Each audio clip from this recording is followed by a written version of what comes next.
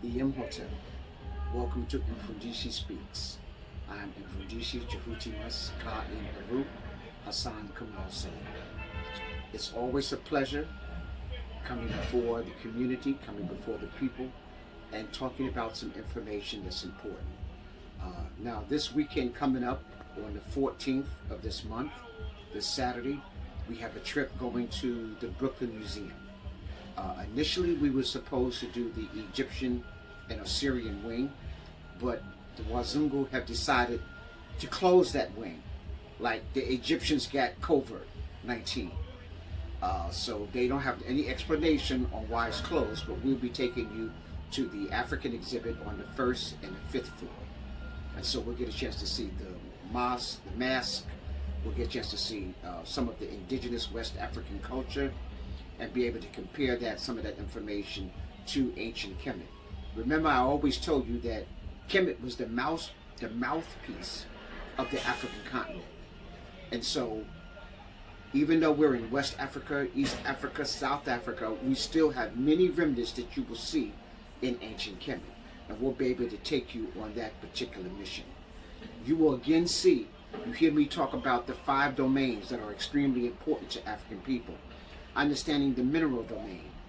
The planet is a mineral, the sun is a mineral, the stars are minerals, and those same minerals make us up.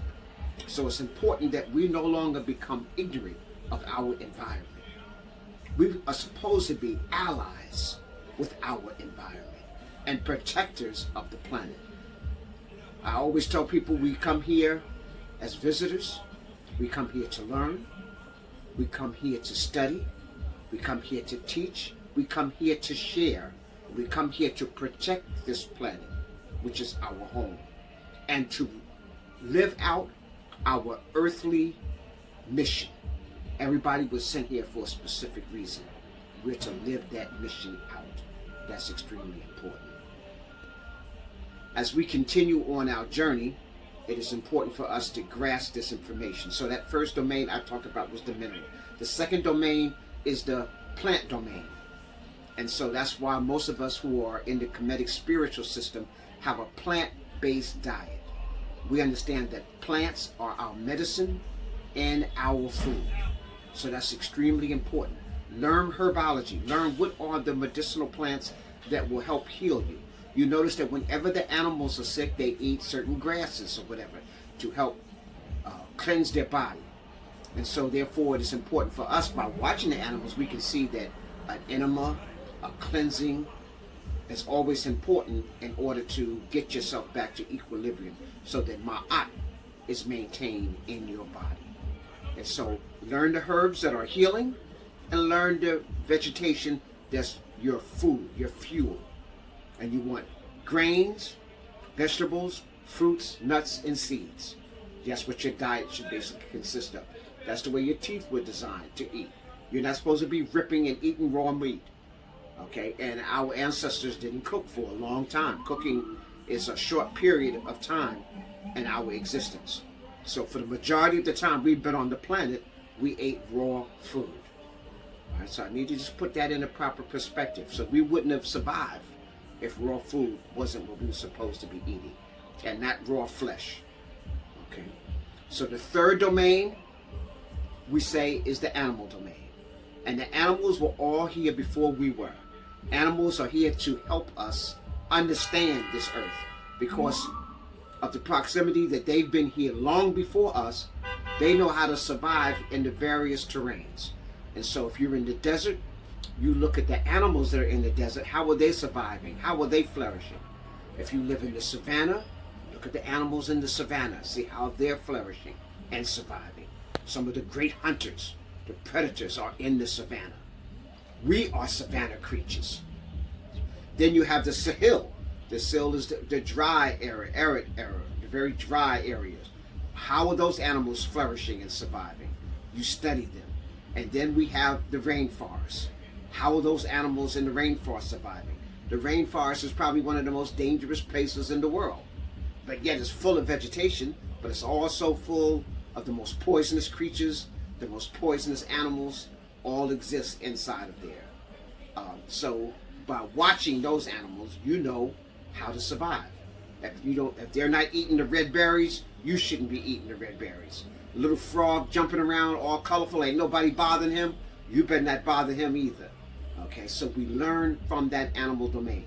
Animals are not our food source. If you eat up all the animals, how are you going to be taught by them? Okay, so I need to put things in a proper spatial perspective. Then we have the human domain. We're an extension of the animal domain. The only difference is that we are nature-like. We have the ability to think about something and then create it. We have the ability to create tools and instruments and projects that other animals are not allowed to do. Most animals are geared and programmed. Their information base is based upon their survival only. So their instincts are geared for them to survive. Our intuition, which is instincts, is geared towards us being creators. So we're creators. We can think of something and then we create it and manifest it. That's why we have been downloaded a particular mission. And so it's important for us to follow that mission so that we become co-creators and we are guardians of the planet. Not the destroyers of the planet, which we have become by following the Wazungu. We are supposed to be guardians of the planet. And then the spirit domain permeates everything. And most of us, because we've been colonized and programmed by the Wazungu, our former colonizers, we are afraid of the spirit world. When the spirit world is really the world that exists and permeates everything. So through our pineal gland, which is activated through the sun, Ra, we're able to be in touch with everything that exists on the planet. You heard of indigo children. They're able to do miraculous things that the average human being cannot do. Well, that's all in our memory. We just lost access to this information. And this is why in the plant domain, there are psychedelic plants, there are hallucination plants, there are plants that alter your consciousness so that you have access to something you used to have access to, a memory that goes beyond the normal memory, which has been lost. Today, our memory is at a retarded stage. We don't know anything. We have to start all over again. We're supposed to come into this world as giants mentally, and we leave at even a higher level. And so the idea is that when you descend to the third dimension, is to rise up to the fourth dimension, the dimension of the masters. At fifth dimension, you are the grandmaster. So that means that you're in your physical body, but you're able to leave your physical body at will to do spiritual things that you need to do to prepare yourself for the sixth and seventh dimension. This is where the great grandmasters, this is where the gurus are. So they're operating on the high level of the fourth, but able to ascend into the fifth, where most people remain or born and die in the third dimension, just 3D. And they think this illusion is their reality. And so it's important for us to dwell. The Medu Neter, you know, I'm a teacher of the Medu Neter, the language of ancient Kemet, which you know is ancient Egypt. It lays down how we are to spiritually ascend. And so we have these 5 temples that we're supposed to protect, and that if you protect those 5 temples, then they protect you to move to the 4th and 5th dimension.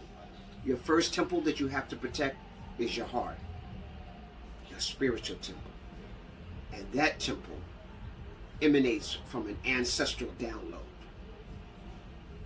The second temple is your consciousness. That usually is not in control of, you're not in control of it usually until you become an adult. Other than that, your conscious memory is activated by the education you get, which is usually responsible, your parents and guardians are responsible for that until you become an adult. Then you take control. So if you've been miseducated all your life, when you become an adult, it's your job to re-educate yourself and move towards your mission. If you have good parents, then they are helping you find your mission and helping you prepare yourself for your mission. That's the way it's supposed to be. That's why the priestship in ancient Kemet was developed, so that they can have a predictability of a person's behavior. Like your name, your rin, the utterance of your energy is supposed to prepare you for your mission. So when they pick a name for a child, that name is supposed to guide them towards their earthly mission. Okay, it's supposed to empower you. Okay, every time your name is spoken, because words represent power, impact. Okay, and so it's important for you to take on a name that helps empower you and helps you move towards your mission. You know, some people have a childhood name, then they have an adult name, and then they might have a name that they grow into as a senior or as an adult at the highest level in their leadership role. And so just like that, we have various missions that we go through in life. That second temple, first temple heart, second temple consciousness. Your third temple is your body. Keep it clean, keep it conditioned, keep it strong. When you meditate, you are listening to the Creator. When you are praying, you are speaking to the Creator that exists within you. Not a mystery God in the sky. The Creator that resides within you and without you. And so, as far as we go in, I was looking at a picture of a cell of an individual. And each cell looks like a whole universe. I was looking at the cells in the body. It looks like a nebula giving birth as cells divided. And so the answer is not necessarily out. The answer is in. And so that's why our ancestors said, so is above, so is below. And so it is important for us to have a great understanding of ourselves. Your fourth temple, so review, first temple heart, second temple consciousness, third temple your body. Keep them all clean, keep them all vibrating on a high level, and then they will render you the best results. The fourth temple is your home. You want to be surrounded with information. You see the books all around you. You want to be surrounded with information. You want to be surrounded with culture. You want to have your altar. You want to have a place where you can recharge. Okay? So that's important. So you keep it clean again. Keep it cultural. Keep it conditioned. Keep it so it's life-giving. Because you recharge inside of your temple. So it's important for you to have things around you that's help going to recharge. All around me I have crystals and on the shelves, on every place, to help recharge me, help keep me in a state, okay? A state of high vibration. The fifth temple is nature.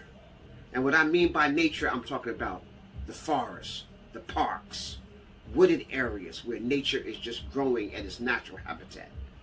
Try to spend as much time as you can out. Try to eat outside if you can. Spend your lunchtime outside if you can. Go for walks every day in the sun. Anybody, any African living above Florida has usually a vitamin D deficiency unless you're outside at least 5 to 8 hours a day. So that becomes extremely important. You can't get vitamin D from a sun lamp. You can't get vitamin D from taking a prescription drug. You can't get vitamin D from the drugstore. You can only get vitamin D from Ra, the sun. And so let me just make that real clear for you. A lot of people are thinking like you can get some vitamin C, you go get a vitamin D. Actually, vitamin D is not even a vitamin, it's a hormone. And that hormone is released when Ra hits you, the sun. And so get outside, brothers and sisters. I know that we're moving towards the fall, but the weather is still great. Stay out as much as you can. In fact, after we leave the museum on Saturday, we're going to the park. Initially, we were going to go to the Botanical Gardens, but we're going to go to Prospect Park. It's right around the corner from the Brooklyn Museum. And we're going to spend a little time outside in nature. And so those people who come with us, you'll be part of our next video, because we're going to do Mfundishi Speaks in the park. And you can be part of that, asking questions as I talk about some specific, a specific topic. And so we will be talking about probably Kupagani Ngumi, Ma'at Akuba Ankh. How do we maintain this physical body? Okay, you want to be able to be agile, still going into your 80s and 90s. Okay, hopefully I'll be able to tell you that. I'm only in my 70s, but we are going to be there. And so you follow us, and you can be there with us. Okay. So all five temples. Let me review one more time. We have the temple of the heart, the temple of the consciousness, the temple of the body, the temple of your home, temple, heart, shoe, body, home, nature. Those are your five temples. You have 3 brains that are giving you information all the time. The first brain is your heart. It's operating before these other brains come into existence. It's the one help developing the rest of the body. It's directing. Then the brain develops. Only after 49 days do you get a download and your pineal gland is activated and you're giving your mission. It's your second brain. Your third brain is your gut, intuition. Okay, that you heard people say, I had a gut feeling. Okay, but if you just had a pork chop sandwich or some fried chicken, that's indigestion. Don't confuse that with a gut feeling of intuition. Okay, so I just want to make sure we're clear on that, because a lot of us got gut feelings, but it has nothing to do with intuition. If you eat and you need to take a nap later, you know you ate too much, because that means that there's more energy in your digestive system. It utilizes more energy than any other function in the body. And so if you're eating the wrong foods, you're spending all this energy and getting no return.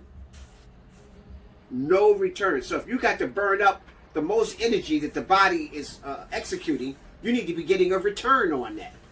It's like putting your money in the bank and not getting no return, and they charge you for it.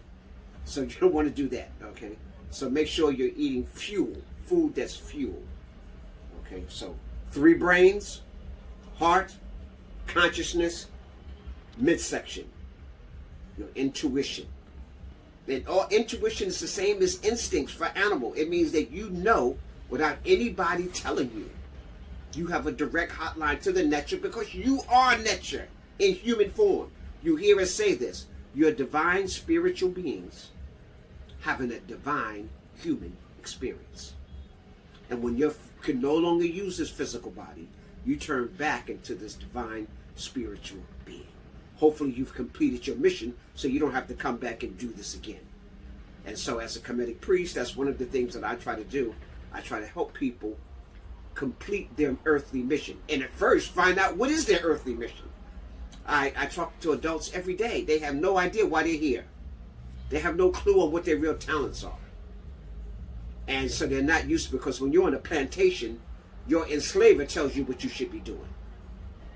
And that old tale where it says, get a good education so you can get a good job, no. You can need to be beyond that. That's an enslavement process. That's the Piscean age thinking. The Aquarius age thinking is to get an education that's going to help you on your mission so that you can fulfill your mission so that you can ascend. That's the Aquarian philosophy. Okay, so we need to get out and get a good job so you can get a good education. You don't want a job, J-O-B, just over broke. And then most of us got a jackass of a boss. And if you got both of them, you're really depressed and sad and suicidal probably. Okay, so you don't want the 2 JOBs. Okay, so you're moving towards entrepreneurship. Once you know what your mission is, what do I have to do to fulfill my mission? And brothers and sisters, every day, some new people wake up from a deep sleep and they realize they've been bamboozled. Your first reaction is to get angry. And so we got a lot of angry brothers and sisters walking around because they realize they've been had, run amok, enslaved, bamboozled their whole life. And all of a sudden they wake up and they're angry. I want to tell you, use that anger towards developing the skills you need to get liberated. Don't get mad, get busy. Okay? And anger has its purpose, but you can't, if you hold on to anger, it's like drinking poison and expecting the person you're mad at to die. That's not too wise, but that's what anger does. It eats you up. And so when you find out you've been lied to your whole life, no, get busy on trying to retrieve your information, learning your history, learning your culture, learning your language, and then get around your people. Now, I want to close with something that is going to touch some people the wrong way. But that's my job is not to be popular. My job is to give you the truth. Constantly, I hear people always regurgitating Black Wall Street, Tulsa, Oklahoma, on how beautiful it was and how we need to get back there. I need you to understand. So I'm going to put this in a proper spatial perspective. When you see the pictures of Black Wall Street, it was just an imitation of Wazungu land. They were imitating the Europeans at its highest level. And they say imitation is the best form of flattery. So we were flatterizing and imitating European civilization. If you look at the picture of all the successful businessmen, all of them had custom tailored suits on, ties, looking polished, hair combed, short, no afros, no nothing like that, imitating the Wazungu. The women dressed in nice fine dresses like they on 42nd Street, okay? Imitating the Europeans. It was not imitating African culture. We were Africans in 1900, just like we're still Africans now. And the reason why the dollar went 100 times before it changed hands is because we couldn't spend a dollar outside of the black community. You couldn't go to their stores, so you had to develop your stores. You couldn't go to their schools, so you had to develop your schools. Now, when we build a Black Wall Street, when you have a choice, then I'm going to be really proud. When you got a Black Wall Street where when we take our picture of all the successful businessmen, they look like me and look like a Grand Booba or look like Kunta Kinte before he left. You know, when you look like that, now we look like part of our culture. When our schools are teaching our history and our culture and our language, and you're proud of that, now I can feel good about that. But when you're just imitating the Wazungu, that's nothing to brag about. But we're bragging about it. And we didn't have a choice. If we had choices and did that. So that's what we need to do today. Today we need to imitate the Black Wall Street, but from an African-centered perspective with choice. You can go to the white school. You can go to Harvard, but instead you build your own institution that's going to empower you. Yes, you can go to their stores, but you create your own products in your stores. You assess what you need. You see, we're using the Booker T. Washington part of his, just only thing we add into Booker T. Washington's formula is African culture. Booker T. Washington was minus that. Again, still imitating the Europeans. But they made the bricks, and then they built their school with their own bricks. They educated their teachers, the students who became teachers in their schools that the building they built. They had farms. They ate for lunch and dinner the food that they planted and harvested. So he didn't need to go outside of it, but they had a choice, but he decided not to. Everything was in-house. That's the formula. That's why Marcus Garvey came to America, to follow that formula. So we're taking that formula to Africa. And that's what we do. We have a 100-acre farm. We're going to plant our own food, do our own products, do our own clothes. If you can see me, all the clothes we have, we make ourselves. We design them. We do them ourselves. This is us. This is what we have to do. Our schools, we design. It should have our culture inside of it. So when a kid is just walking through the hallway, he's proud by looking at his ancestors and the experts that surround him. So we got to get into the manufacturing mode, y'all. This is important. So as we're building our new nation, everything that we need, we should be manufacturing. And we should be in control of the distribution. So this becomes important as we move into this information age. And this is so I need my brothers and sisters to start thinking global. Global. And so even in our school physically would be in Ghana, but you could be here in New York, Los Angeles, California, Detroit, Boston, and still take our classes. Okay? The only difference will be is that our teachers will be trained to take the information that you're getting and use it in your life right away. Right now, because we're upside down, inside out, and backwards, most of us, even if we get some good ideas, if we get some good information, we don't know what to do with it. and you have a government. I know we just had president election, and everybody's all happy because Biden is the new president and you got rid of Trump. But let me just say, Tweedledee versus Tweedledum. All that is, that position is a placeholder for the 1% that's ruling the world and the elite rich who are still in control of America. And so, black people, people of African descent, I need you to be thinking about the Booker T. Washington and how he did everything for himself. The only thing you need to add is what Mfundishi is saying, you have to add culture and your history. And you have to put things in the proper perspective. So you use Sankofa. You go back and fetch what you had that was great and bring it forward to the future. That's what we want to do. That's what we are doing. And we only want like-minded people first. So I'm not trying to save everybody. I'm not trying to save everybody who's black, because guess what? Everybody who's black don't want to be saved. Some people are happy being a slave. And so you have the right to be a happy slave. I'm only helping people who want to be liberated, people who want to be free. And so that's extremely important. So if you want to know your history, you want to know your culture, you want to know your language, I'm your man. I'm a person that can help you on your mission. If you don't want that, I'm probably not your man. And that's no problem. You have the ability to stay crazy. I don't have a problem with that. You have the right to kill yourself. I don't have a problem with that. You have the right to choose your own poison. But if you want help, Jehuti Haru Nebhu, our temple, our shrine, and many of the other Kemetic shrines are here to help you on that mission. You got to change your diet, change the way you think, and you got to be thinking, I want to create Black Wall Street with a choice. With a choice. Spend your money only with black people, or the majority of your money with black people, and learn how to save. Learn how to invest. And most of all, learn how to connect with Africa, your home. We are the ones that have to make it a good brand. Right now, Europeans have made Africa a bad brand. But let me say this.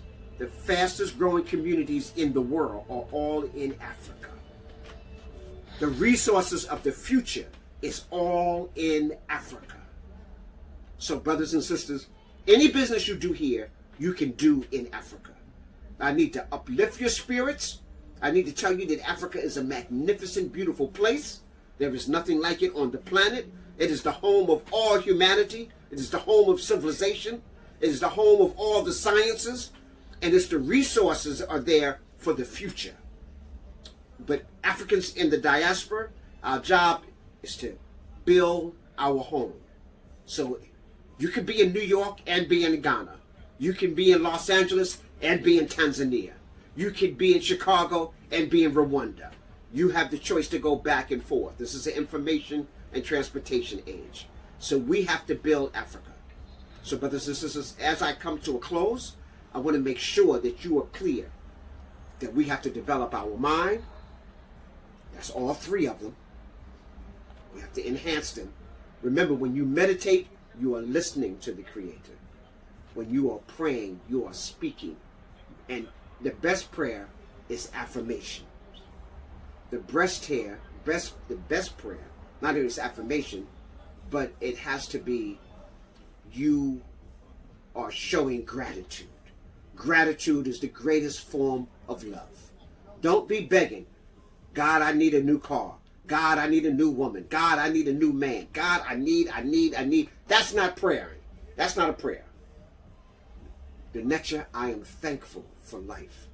I am thankful that I can breathe and move and work and I can love. Thank you for allowing me to have another day.